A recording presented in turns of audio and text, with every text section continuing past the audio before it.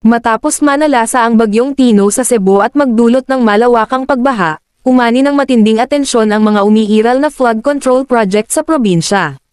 Dahil dito, nanawagan si House Committee on Public Accounts Chairperson at Bicol Saro Party List Representative Terry Ridon si Independent Commission for Infrastructure, ICI, para magsagawa ng masusing pagbusisi sa mga proyekto.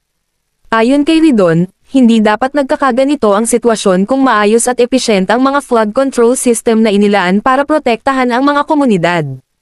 Kaya naman, mahalaga raw alamin kung saan nagkulang at kung may mga irregularidad sa pagpapatupad ng mga proyekto. Sa unang pagbisita ng ICI, agarang nagsagawa ang grupo ng inspection sa mga lugar na pinakamalubhang binaha.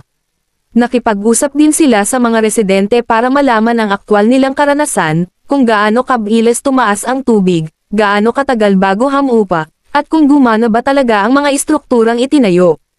Habang patuloy ang investigasyon, nanawagan si Ridon na maging transparent ang lahat ng sangkot upang matukoy ang tunay na dahilan ng pagkabigo ng flood control measures. Para sa kanya, hindi lang ito usapin ng infrastruktura, kundi usapin ng kaligtasan at tiwala ng publiko.